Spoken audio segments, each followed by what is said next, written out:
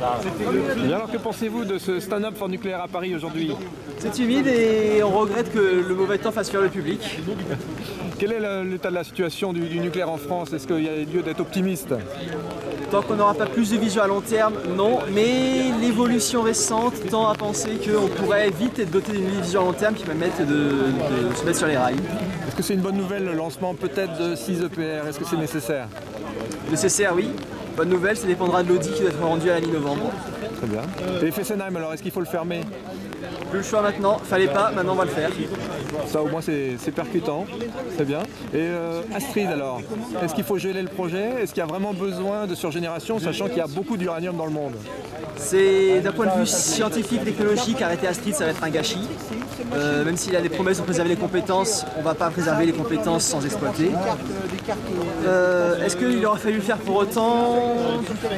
On est dans une époque où quelques milliards sans justification derrière, du point de vue énergétique et climatique, c'est difficile à défendre.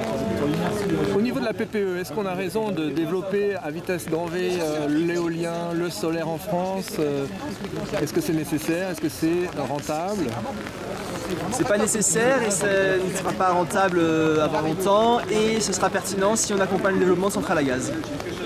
Donc le gaz pour remplacer une partie du nucléaire. C'est une trajectoire qu'on risque de suivre. Très bien. Au niveau politique, est-ce que les partis ont bien compris l'enjeu? Est-ce qu'il y en a certains qui sont plus mobilisés que d'autres? C'est très variable. Dans la plupart des grands partis, je dirais que non.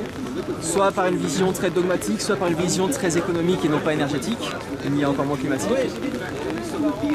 Il faut peut-être se tourner vers les plus petits partis qui essaient d'avoir une approche plus pragmatique. Et au niveau associatif, si un citoyen souhaite s'engager pour le climat, pour le nucléaire, est-ce qu'il y a des ouvertures? Pour le climat et pour le nucléaire, le choix va très vite se réduire et on a la toute récente association des voix du nucléaire qui se place sur ce créneau. Est-ce qu'on peut en dire un petit peu plus? Qu'est-ce que c'est que cette association?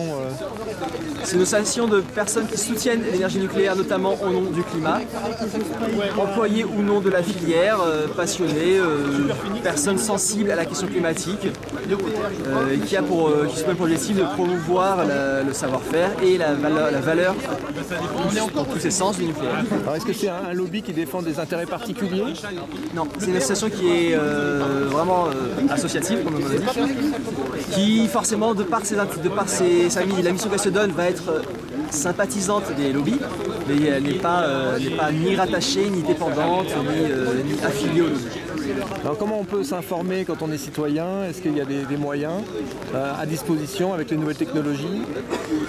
Beaucoup d'informations rendues publiques sur Internet par le Haut Commissariat à la Transparence et l'Information sur la Sûreté Nucléaire, donc le HTTISN, une instance publique, par les industriels eux-mêmes, par l'Autorité de Sûreté Nucléaire, par l'Institut Radioprotection Sûreté Nucléaire, par le CEA, donc sur Internet. Internet fourmille d'informations et de gens qui se proposent sur les réseaux sociaux pour vous mettre mettre la main sur cette information.